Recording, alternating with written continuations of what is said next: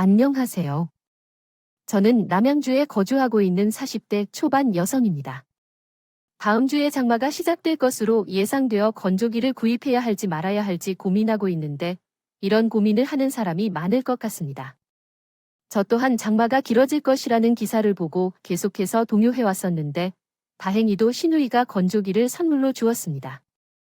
시누이는 제 친동생 같은 존재이며 원래부터 서로 친자매처럼 지내던 것은 아니었습니다. 하지만 어떤 대혼란을 겪은 후에 우리의 관계가 현재의 모습으로 변했죠. 지금은 저와 시누이, 그리고 제 여동생까지 함께하는 3명이서 함께 놀러 다니고 있습니다. 그 정도로 가까운 관계죠.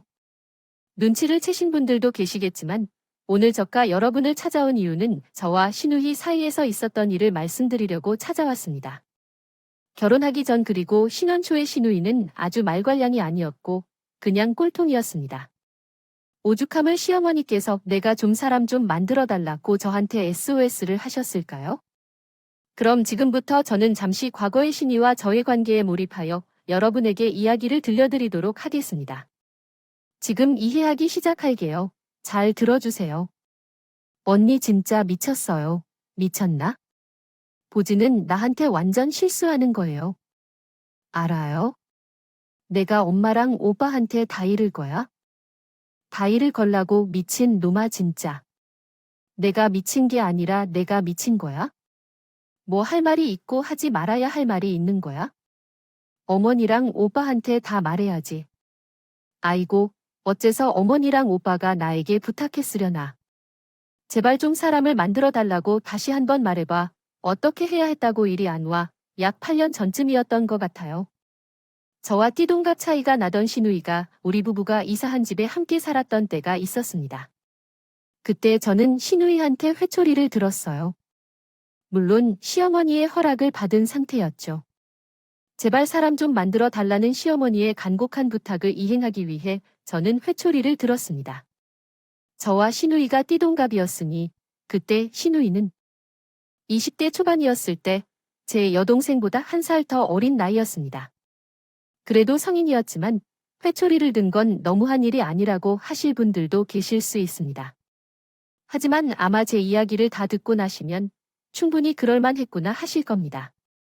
제가 언급한 대로 시누이는 꼴통 중에 꼴통이었습니다. 결혼 후 시누이가 저질러온 만행에 대해 몇 가지 언급하는 것이 좋을 것 같습니다. 일단 시누이가 자취하겠다고 난리를 쳤던 이야기부터 언급하는 게 좋겠네요. 야, 너는 그게 지금 말이 되는 이유라고 얘기하고 있는 거야? 내가 어디 다른 지역에서 대학 다니는 것도? 아니야. 집에서 지하철로 30분 거리에 있는데 왜 자취를 못하라고 하는 거야?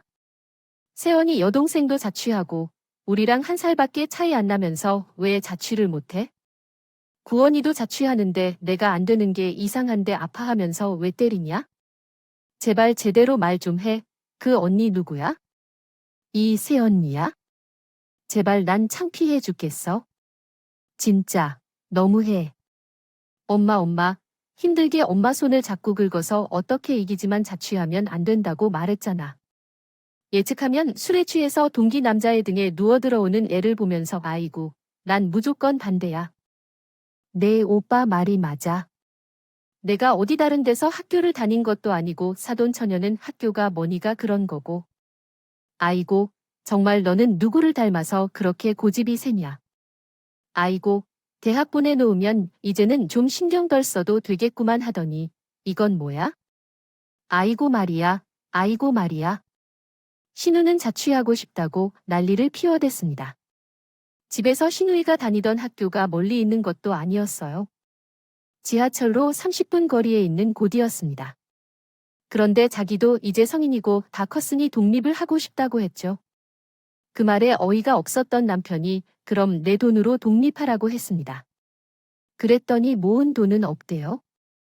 그러면서 시어머니를 졸라서 그렇게나 자취를 시켜달라고 난리를 피웠어요. 우리 시어머니는 참 인자하시고 고생하신 분입니다. 그런데 늘 시누이 때문에 머리를 아파하셨어요. 그러니까 답답하셨으면 저희 부부까지 불러서 시누이 좀 말려보라고 하셨겠죠. 다른 식구들이 힘들어 하든 말든 그 당시에 철부지 신우이는 자기는 무조건 자취를 할 것이라고 땡깡을 부렸어요. 시어머니와 우리 남편은 완강한 태도로 절대 안 된다고 하고 있었고요. 그대로 식구들이 자취라는 문제를 두고 서로 대립하고 있었어요. 신우이가 포기한 거야? 그럴 리가 없어요. 절대 포기하지 않았죠. 오히려 가출이라는 방법을 선택했습니다. 언니야, 언니, 신우이 말이야. 1. 우리 집에 와 있어. 지금 빨리 형부랑 와서 데리고 가라. 내가 올라가라고 말해도 듣지를 않아. 사돈 어르신 생각해서라도 얼른 올라가라고 해도 내 말은 아예 듣지를 생각을 안 해. 신우이가 가출해서 간 곳은 자기 친구들 집도 아닌 제 여동생 집이었습니다. 여동생은 천안에서 대학을 다니고 있었어요. 이전에 여동생 집을 알아볼 때 저희 시어머니가 같이 봐주신다고 하셔서 그때 신우이가 저는 따라 나선 적이 있었습니다. 그걸 알았을 때 제 여동생 집으로 도망갔었습니다. 요즘 그 이야기가 나올 때마다 여동생도 자기가 왜 그랬는지 이해가 안 된다며 옥곤 합니다. 결국 여동생으로부터 연락을 받은 후 남편과 저는 천안으로 내려가서 여동생을 데리고 돌아왔습니다. 술을 많이 마시지 않겠다고 약속하고 안전하게 생활할 것을 다짐한 후 여동생은 자신이 항상 원하던 자취를 시작했습니다. 아시다시피 부모는 없다고 하지만 저는 당시에도 여동생이 자취를 하면 안 된다는 생각을 하고 있었습니다. 하지만 시어머니는 나머지 내용 생략.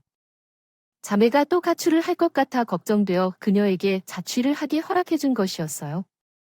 그렇게 소동을 피하고 자취를 시작하면 그냥 조용히 지내야지. 자취를 시작한 자매는 자취하면서 받은 신용카드로 돈을 낭비해버렸어요. 남편뿐만 아니라 나도 많이 화가 났던 사건이었죠. 카드값 때문에 소환되어 놓고도 자매가 하는 말이 생각이라곤 하나도 없었어요. 어째서 세 사람 모두가 나를 그런 식으로 보는 거야? 내가 어째서 돈을 엉뚱하게 쓴 건지? 엄마가 나에게 카드를 주면서 그랬잖아. 필요할 때만 사용하라고 했으니까 그래서 필요할 때만 썼어. 내가 사용한 걸 본 적이 있었던 건가? 야, 이게 진짜 너무한 일 아니냐?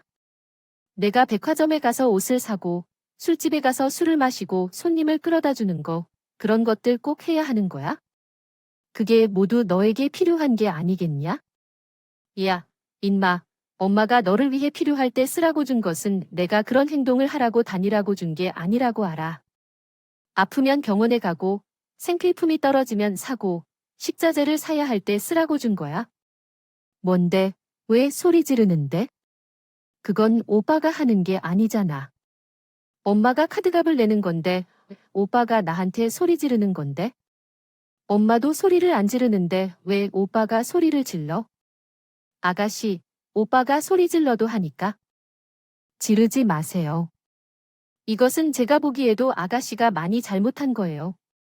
아가씨도 알고 있었잖아요. 어머님이 말씀하신 대로 꼭 필요할 때가 어떤 것인지 알아야겠죠. 맞아요. 카드값일 뿐이에요. 그거 돈을 내면 끝이에요. 문제될 거 없을 거예요. 그렇지만 이건 아니잖아요. 이것 봐봐. 오빠가 세연이 앞에서 무시해서 세연이가 나한테 바로 잔소리 하잖아요. 언니야, 내가 언니보다 나이가 한참 어리다고 해도 나는 언니의 시누이예요. 나에게 지금 뭐 가르치려는 거예요? 나는 언니의 여동생이 아니라 시누이예요. 시누이야, 엄마, 어디서 세연이한테 그렇게 말을 해? 누가요? 그렇게 해? 내가 내 때문에 이렇게 창피해 죽겠어? 응, 다 때려치우고 집으로 들어와. 그리고 나한테 신용카드 내놔. 앞으로 내가 벌어서 알아서 처리해. 내가 줄 수 있는 게 대학 등록금 뿐이니까. 아유, 이럴 줄 알았어. 왜 비교 안 하나? 완전히 반성이 없는 누나는 결국 자취한 지 3개월 만에 다시 본가로 돌아왔어요. 저보다 훨씬 어려운 나이임에도 불구하고 꼭 저와 같은 시누이 역할을 하려고 했어요. 남편이나 시어머니 때문에 항상 저에게 미안해했고 위 대화 내용을 듣고 계시면 아실 것처럼 시어머니께서 제 여동생을 참 아름답다고 칭찬해 주셨죠. 제가 성인이 되기 전까지는 우리가 부모 없이 두 사람만 같이 친척집을 옮겨 다니며 자랐으며 그러한 사정으로 인해 동생을 엄하게 가르쳤습니다. 동생이 어린 시절에는 젖과 회초리를 휘두른 적도 있었지요. 부모 없는 환경에서 자라냈기 때문에 더욱 노력해야 한다고 생각한 적이 많았습니다. 그렇게 생각했어요. 그 성장 과정에서 동생이나 인사 예의를 담당하게 자랐어요. 자기 일도 열심히 했고, 그래서 시어머니는 더욱 제 여동생을 칭찬하고 시누이에게 조언을 했습니다. 시어머니는 사당에서 처음 본 제 여동생에게 반한 것 같아요. 이렇게 순수하고 아름다운 모습으로 자랐다니 놀랍네요. 이 아이도 우리 가문의 처녀처럼 정중해서 좋았을 테지요. 둘이서 나이도 1살이라. 친동생이 생겼다고 생각해서 이 아이를 자주 만나서 좋은 점을 알려주려 해요. 정말 참으로 보기 좋습니다. 아영이랑 똑같네. 아영이가 이렇게 참되고 선하니 사당의 처녀들도 저런가 봐요. 아이고, 내가 말 안 듣는 딸내가 있어서 이렇게 착한 딸들 2명을 보니 세상이 너무 좋다. 응, 웃음 보세요. 우리 처제도 아영이랑 똑같다고 했잖아요. 세진이랑은 전혀 다르죠. 김세진, 너도 잘 보고 배워야 해. 알았어? 뭐, 사람은 어떻게 다 똑같아. 나는 나하고 사돈은 사돈인 거지. 참, 탈라도 너무 다르니까 그렇죠. 아영아, 내가 사진 좀 잘 가르쳐 줄래? 시누이라고 생각할 필요도 없이 여동생 1명 더 생겼다고 생각하고. 아이고, 이렇게 말도 안 듣고 천방지축이라서 누가 데려가기나 할지 모르겠네. 제 걱정이라 그래? 제 여동생은 내가 봐도 참 착하고 좋은 사람이에요. 그러니 어른들 눈에는 얼마나 더 예쁘게 보였겠어요. 시어머니는 상견례 자리 이후에도 제 여동생을 살뜰히 챙겨주셨어요. 나에게도 시어머니로서가 아니라 정말 엄마처럼 늘 잘 대해주셨죠.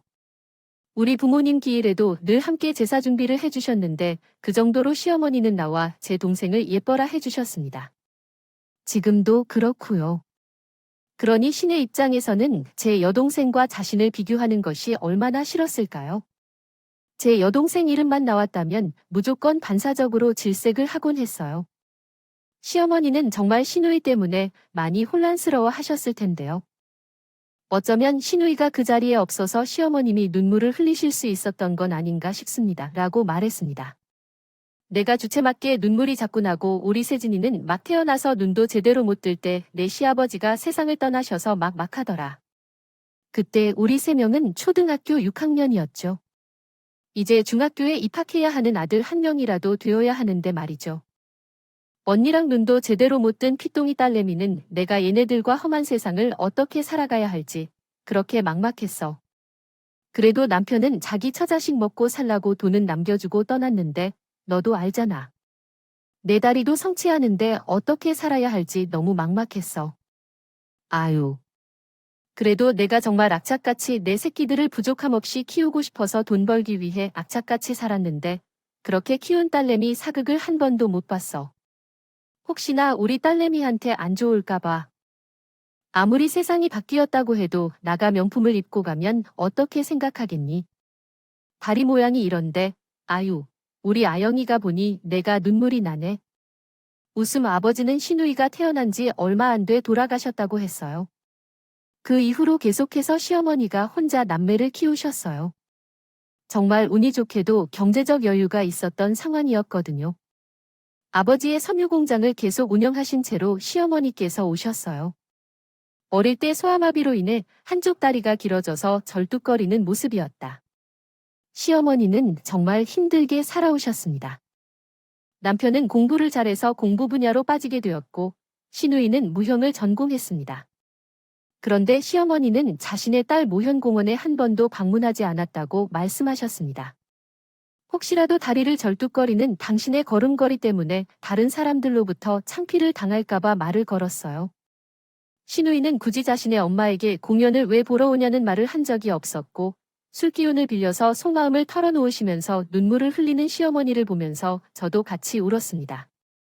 남편은 붉어진 눈빛을 가려내며 눈물을 참았고 그저 자식들에게 미안해하는 시어머니를 보면서 그러실 필요 없다고 말씀드렸습니다. 어머니께서는요, 그러지 않으셔도 돼요. 이 사람도 제게 자주 얘기해요. 엄마가 있어서 여동생이랑 제가 잘 먹고 자라는 것을 봐주시고 싶어 하시다고 해요. 그러니까 어머니는 정말로 그럴 필요가 없어요. 저는 아가씨라는 사람이 얼마나 부러운지 몰라요. 엄마가 있으니까 부모님이 제 곁에 계신다는 것만으로도 얼마나 감사한지 몰라요. 거기다가 어머님은 정말로 최선을 다하셨는데요. 혼자서 멋지게 자식들을 키워내셨는데 어머니는 그런 생각을 하지 마세요. 어머님은 정말 최선을 다하신 거예요. 그리고 덧붙여 말씀드리자면 어머님이 다리가 불편하신 것, 그것도요. 전혀 창피한 게 아니에요. 그런 것처럼요. 홍역을 앓았을 때 자국이 성인이 되어도 남아있는 사람도 있고 화상을 입었던 사람들도 다들 각자 상처나 흉터를 가지고 있어요. 그리고 시어머니가 살아오신 삶의 이야기를 듣게 된다면 저는 누구도 어머니를 두고 무엇이라 할 사람이 없을 거라고 말하고 싶어요. 오히려 그런 점을 수근거리는 사람들이 이상한 게 아닐까요? 시어머니는 제 이야기를 들은 후에 저를 와르륵 안아주셨어요. 진심으로 고마웠어요. 그러면서 저는 하루하루 시어머니와 더 가족으로서의 자리를 찾아가기 시작했어요. 어머님에 대한 존경심과 애정도 더욱 커져가고 있었죠. 그러던 중 지금의 시누이를 만들게 된 대단한 사건이 발생하게 되었습니다. 그 시작은 우리 부부가 남양주에 새 집을 구매한 것을 기점으로 시작되었죠. 오빠, 여기 방 하나가 남네. 여기는 그냥 비워둘 거야? 다른 계획은 없어? 손님 방으로 사용할 건가? 어머, 여기 뷰가 정말 대단하네. 확실히 고층이 좋은 것 같아. 부럽다. 나도 신축 빌딩에 살고 싶다. 지겨워. 지겨워. 엄마는 내가 이사를 가자고 해도 싫다고 한다. 꼭 건물 주인이 건물에서 살아야 하는 것도 아니잖아. 20년 넘게 한 집에서 계속 산다 보니 너무 재미없어. 와, 여기 정말 좋다. 엄마, 우리도 이사를 하고 싶어서 어떡하나. 됐고, 그렇게 이사했어. 새 집에 살고 싶으면 너도 얼른 자리를 잡아서 좋은 사람을 만나 결혼해. 그러면 너도 나가서 살 거야? 아니야, 아유 제발 좀 나가서 살아라. 나는 내 집이 좋으니까 내가 결혼하고 나가서 살아. 싫으면 중이 떠나야지. 그렇지. 그나저나 너희가 집까지 찾아서 자리를 잡고 살고 너무 좋아. 사돈이나 처녀도 올라와서 지내기 편할 것 같고. 잘 했어. 수고했다. 저희 부부가 집을 마련한 후 당연히 시어머니와 처남을 초대했어요. 시어머니는 당연히 좋아하셨지만 시누이는 특히 우리 집이 마음에 들었다 해 좀 과하다 싶을 정도로요. 말입니다. 우리 집은 지금 사는 집인데 그 당시에는 집이었어요. 방이 4개 있는데 지금은 아이방으로 사용 중이에요. 당시에는 한 방이 비어 있었어요. 남편이나 저는 그 방을 나중에 손님들이 올 때 손님방으로 사용하게 하려고 그냥 비워두고 있었거든요. 그러나 시누이는 그 빈 방을 자신의 방으로 생각하고 있을 줄 알았어요. 남편은 꿈에도 상상하지 못했고 그냥 부러워서 하는 소리일 거라고 생각하고 넘겼어요. 그런 동안 시어머니는 계속해서 당신 딸을 괴롭히고 있었답니다. 아영아, 그 여자 애가 사람이 되기 전에는 좋은 사람을 만나 결혼할 수 있어도 어디를 가거나 사람을 소개받기도 어렵다.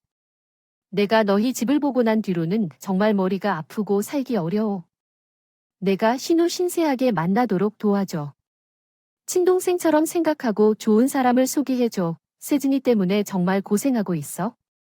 내게 이렇게 부탁하면 괜찮을까? 아마 내가 제대로 찾기 시작하면 그 녀석은 금방 집으로 돌아갈 것 같아.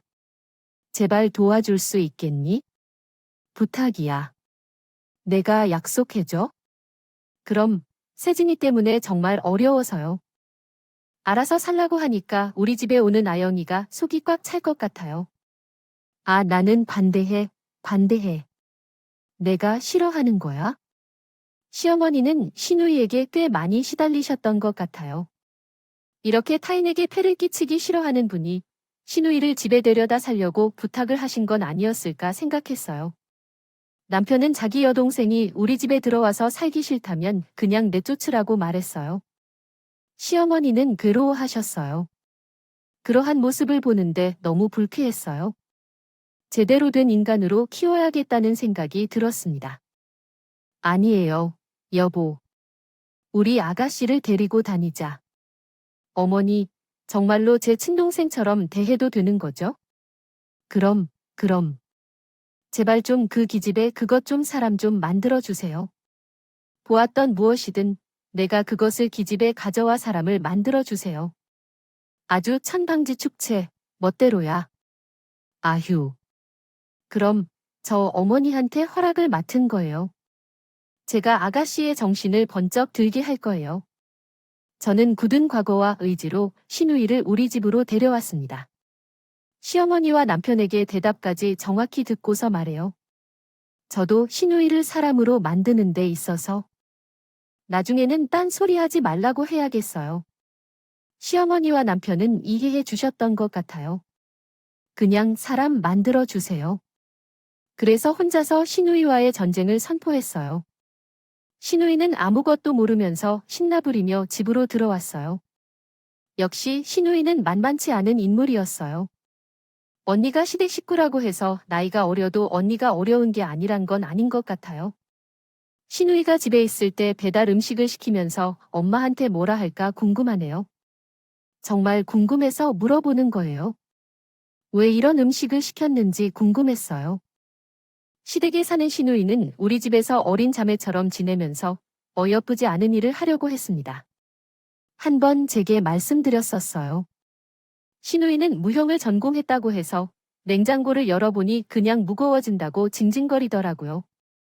그래서 신우이가 먹여야 할 것 같아서 샐러드나 샌드위치 같은 음식을 배달해 주었어요. 하지만 그 후에 제게 그런 식으로 얘기를 해서 감히 시댁 식구가 있는데 배달 음식을 내주려 한다냐라고 얘기를 했어요. 정말 어이가 없더라고요. 그래서 가만 있을 리가 없어서 동생처럼 가르치기로 했는데 정말로 기분 나쁜 얘기였어요. 그래서 저는 정말로 내 동생이라고 생각하고 대학에 입학했습니다. 신우이가 내 앞에서 그 배달 음식 포장을 벗겨서 제가 먹기 시작했어요. 지금 뭐예요? 그거 내가 먹으라고 시켜놓은 건데 왜 또 언니가 먹어요?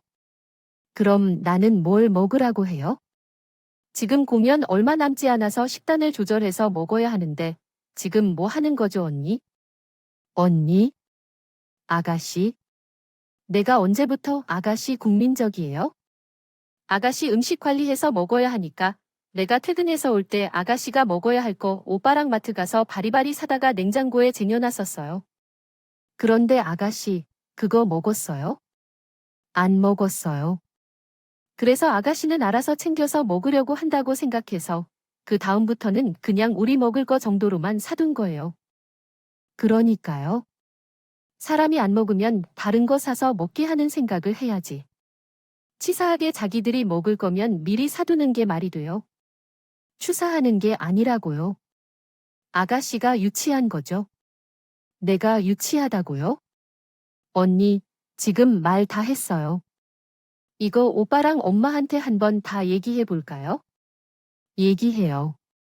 대신에 아가씨가 나한테 했던 말도 그대로 얘기해야 해요. 왜냐면 그건 또 싫어요. 아가씨가 어린애도 아니고 왜 반찬 투정을 해요?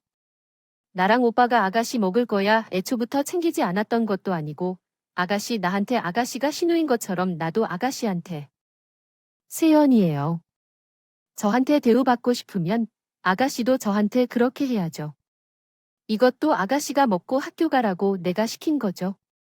그런데 아가씨가 안 먹는다고 하면서 나한테 협박하려고 한 거잖아요. 나한테 투정 부리지 말아요. 오빠랑 내 집에 아가씨가 들어와서 사는 거면 우리 집에서 예의를 갖춰요. 알겠어요. 뭐, 저런 일은 비일비재했습니다. 가관이었죠. 그럴 때마다 저는 신우이가 하는 행동을 그대로 똑같이 해줬습니다. 제가 그 어린 시절부터 동생을 돌봐오면서 했던 게 눈에는 눈, 이에는 이였어요. 상대방에게 무례하게 굴거나 못되게 행동을 하면 똑같이 행동해 주었습니다. 말로 아무리 이야기를 해봤자 몰라요. 똑같이 해주거나 아니면 회초리를 들어야 알아요. 무조건 똑같이 해줘야 한다고 생각합니다. 신우이는 제가 어떤 마음으로 자기를 우리 집에 들어오게 했는지 몰랐기 때문에 그런 행동을 하는 저를 보면서 어이없어 했어요.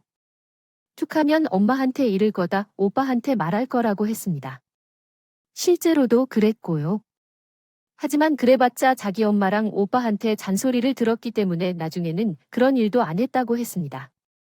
그렇게 하루하루 신우이를 사람으로 만들어 가고 있었습니다.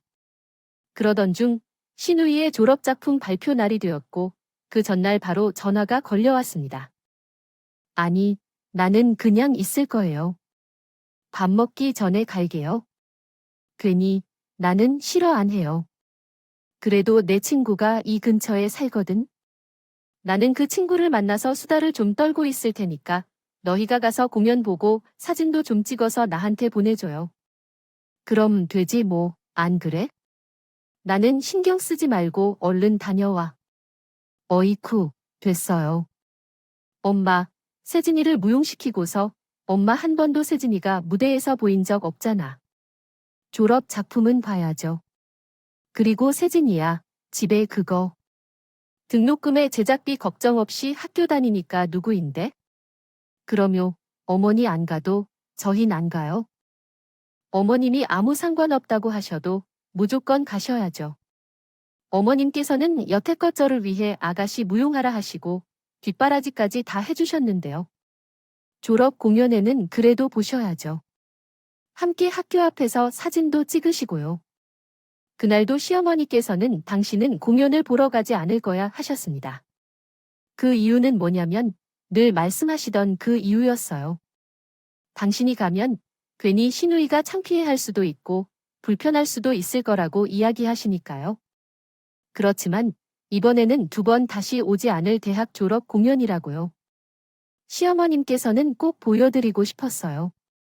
남편과 제가 완강하게 설득하자 결국에는 시어머니께서는 함께 신우이의 공연이 열리는 극장 안으로 함께 들어오셨습니다. 들어가셨을 때 신우이의 순서가 되고 공연이 시작되자 시어머니는 무대 위에서 움직이는 신우이를 보면서 눈을 뗄 수 없었습니다. 요즘 흔히 하는 말로 눈에서 꿀이 떨어진다고 하잖아요. 그대로였어요. 무대 위에 있는 신우이를 바라보는 시어머님의 눈에서 신체가 긴장하여 꼬리를 흔드는 모습을 했죠. 공연이 끝난 후 신우이, 시어머니, 남편, 그리고 나는 함께 사진도 찍었습니다. 그러나 신우이는 역시나 표정이 내내 좋지 않았어요. 뼈가 통한 표정으로 입을 내밀고 사진을 찍었답니다. 나 애들이랑 뒤풀이 갈 거야? 다들 알아서 가요. 하고 세준아가 말했습니다. 아이고, 그 진짜 까다롭네요. 신우이는 사진만 찰칵 찍고는 자기 길을 떠났어요. 시어머니는 씁쓸한 미소만 지으시더군요. 우리 부부를 생각해서 밝은 표정을 지으려고 노력하시는 걸 눈치챌 수 있었어요. 그러한 시어머니의 모습을 보면서 제가 남편과 함께 어머니를 상처 입히지 않았는지 걱정이 됐습니다. 그날은 의도적으로 더 좋은 식당을 찾아가는 등 외부로 나가 드라이브까지 했던 것 같아요. 어떻게든 어머니의 기분을 좀 풀어주고 싶어서 그랬답니다. 그리고 저녁에 아파트 주차장이 꽉 차서 남편이 먼저 내려주고 차를 대고 와야 했던 상황이었어요. 집에 들어갔을 때 내가 뒤풀이에 가자고 했던 친구들과 함께 있는 줄 알았던 자매가 집에 있었다. 현관에 놓인 자매의 신발을 보고 알 수 있었고, 그리고 자매의 방에서 들려오는 통화 내용으로 알 수 있었습니다. 아, 몰라. 나 완전히 망쳤어. 애들이 나를 어떻게 생각하겠냐고. 애들이 다른 이야기를 안 해. 우리 엄마를 봤다는 애들이 없어. 아, 몰라. 진짜. 분명히 새언니가 그 여자가 신경질을 일부러 부린 거야? 나를 곤란하게 하려고. 아, 진짜. 미친 거 아니야. 적어도 엄마를 데리고 올 거라면 나에게 먼저 말하고 허락을 받아야 했어. 진짜. 미쳤나 봐.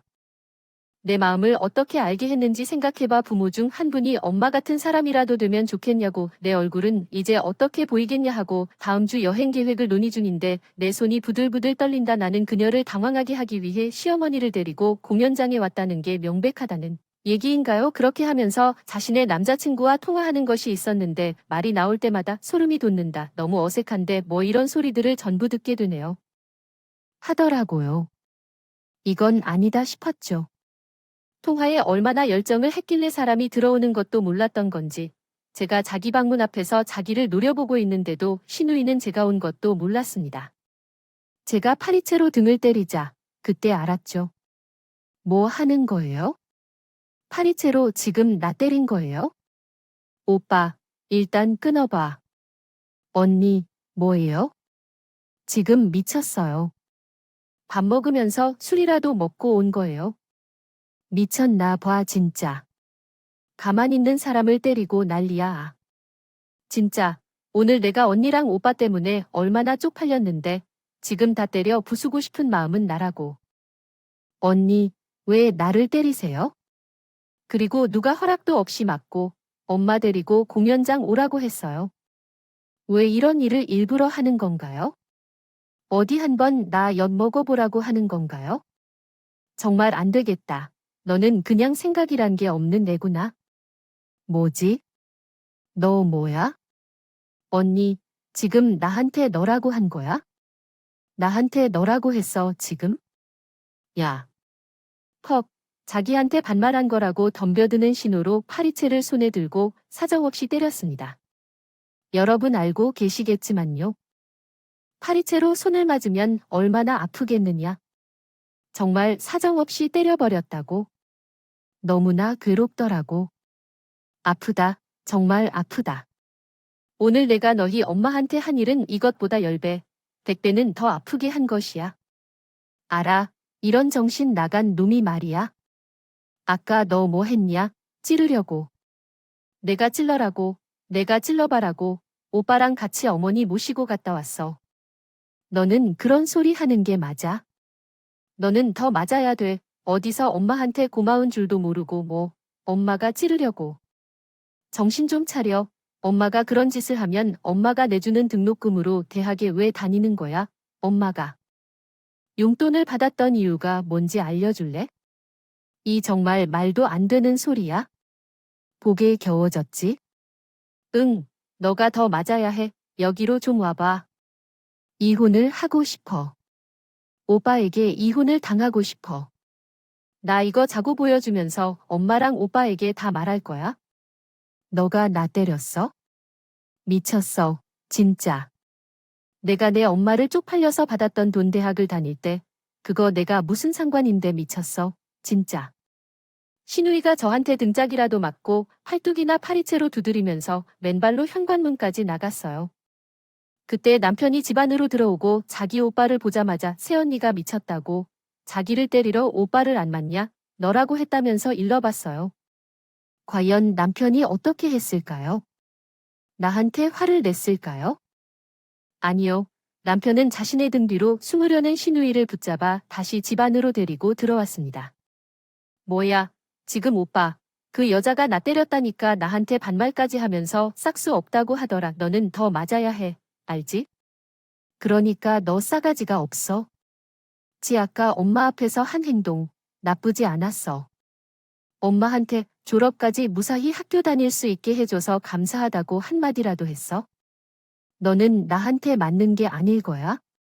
새언니한테 맞는 걸로 다행이라 생각해. 너는 더 맞고 더 욕먹어도 그날 신우이는 저한테 아주 매타작에 잔소리까지 해서 정신을 못 차리게 만들 정도로 혼이 났습니다. 남편은 그런 식으로 나를 말리지 않고 놔둬요. 신우이는 내가 뭐야 나를 혼내냐. 뭔데 꼬장을 부리다가 나중에는 잘못했다면서 싹싹 빌던 거야. 아, 물론 결코 가정폭력 같은 일은 없었어요. 그저 파리채로 잔소리로 연락이 훈육을 했을 뿐이었죠. 정말 화가 나 말도 못하겠다 싶을 정도로 냉정해지면서 표정 하나 바꾸지 않고 상대방을 숨도 쉬게 못하게 만들었거든요.